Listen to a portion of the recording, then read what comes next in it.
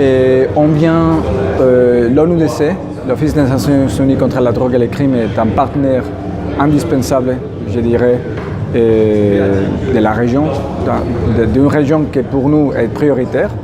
Donc on vient de signer 2 protocoles d'accord. Le premier protocole d'accord, c'est bilatéral avec la République Maurice, visant à renforcer les capacités, à aider la République Maurice à renforcer les capacités pour la lutte contre la criminalité transnationale organisée, y compris les contrôles des frontières, et la surveillance, et la piraterie bien sûr, et le trafic de drogue. Mais il y a aussi des autres éléments comme la lutte contre la traite des personnes et le trafic illicite des migrants, qu'on va bien sûr coordonner avec des autres juridictions.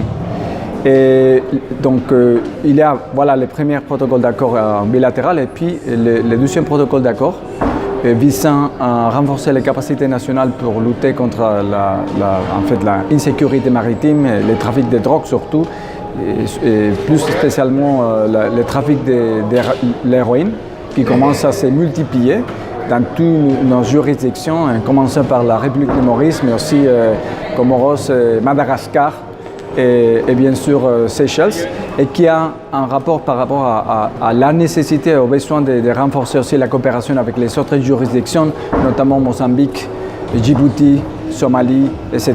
Donc c'est un protocole, en fait les 2 protocoles sont complémentaires, et c'est ce qu'on voudrait, c'est que ça soit une base stratégique pour établir une présence de l'Office des Nations Unies contre la drogue et les crimes aux îles Maurice d'ici à l'année prochaine. 2 protocoles d'accord signés. Quelle est la suite? Quelles sont les actions concrètes? Voilà, donc les actions concrètes. Nous avons entamé des discussions sur la coordination. Donc il y en a plusieurs actions concrètes. La première, c'est qu'on vise à soutenir une réunion de suivi des points focaux par rapport à la lutte contre le trafic de drogue et la lutte contre la criminalité transnationale organisée. On espère que cette réunion des points focaux aura lieu au mois de juillet ou au mois d'octobre, probablement au mois d'octobre. Et on vise aussi à établir une plateforme pour lutter contre la criminalité, mais d'un point de vue pas seulement des agences de renforcement de la loi, mais des procureurs. On aimerait sincèrement aider tous les États à établir un réseau de procureurs spécialisés dans la lutte contre la criminalité transnationale organisée et aussi le trafic de drogue.